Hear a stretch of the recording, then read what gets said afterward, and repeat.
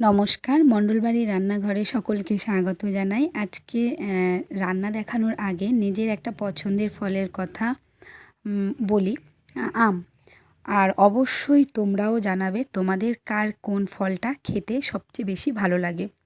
এবার রান্না করা যাক। প্রথমে কড়াইতে তেল গরম হয়ে গেলে তার মধ্যে আমি কালো জিরে কাঁচা লঙ্কা ফোড়ন দিয়ে দেবো। দিয়ে দেওয়ার পরে কেটে রাখা শিমগুলো দিয়ে দেবো, দিয়ে ভালো করে ভেজে নেব। ভাজা হয়ে গেলে পরিমাণ মতো নুন আর হলুদ দিয়ে আরেকটু ভালো করে ভেজে নেব।